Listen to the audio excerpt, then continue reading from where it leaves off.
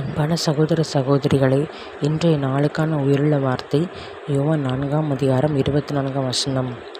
தேவன் ஆவியாய் இருக்கிறார்.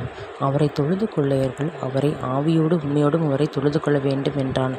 இந்த வசனத்தை கேட்டுக்கொண்டிருக்கிற தேவ ஜனங்களையும் கர்த்தர் அநேக பாடுகளை அனுபவித்து சிலுவை மரணத்தை ஏற்று நமக்காகவே மூன்றாம் உயிர்ப்பித்து அவர் பரிசுத்த ஆவியானவராய் உலாவிக் கொண்டிருக்கிறார். நான் பரிசுத்தமாக இருப்பது போல் நீங்களும் பரிசுத்தமாக இருங்கென்ற தேவன் சொல்லியிருக்கிறார்.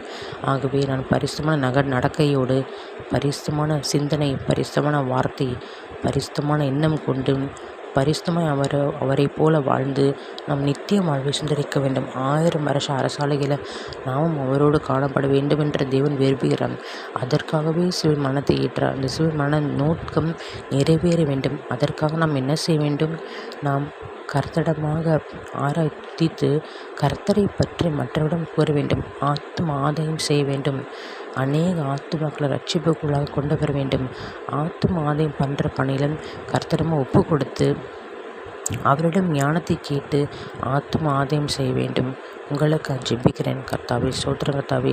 ஆண்டவரே, உம்மை ஆவியோடும் உண்மையோடும் தொழுது கொள்ள வேண்டும் என்ற வேத வசனத்தின்படி தகப்பனே, நாங்கள் ஆவியோடும் ஆண்டவரே ஸ்தோத்திரம் உண்மையான உள்ளத்தோடும் ஸ்தோத்திரம் கர்த்தாவே தொழுது கொள்ள எங்களுக்கு கிருபை தாங்க ராஜா.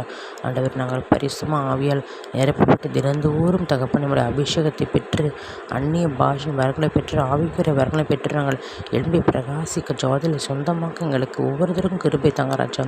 ஆண்டவரே, நம்முடைய ரகசிய வரையப்பங்களை ஒவ்வொருவரையும் எடுத்துக்கொண்டு தகப்பனே நம்முடைய பரிசுத்தமான தகப்பனை 1000 வருஷ அரசாலைகளை உம்மோடு கூட நாங்கள் இருக்க விரும்புகிறோம். தகப்பனே, மீட்பெரும் இரட்சகருமாகிற இயேசு கிறிஸ்து இன்ப நாமத்தில் ஜெபிக்கிறேன் என் ஜீவன் நல்ல தகப்பனே. ஆமென்.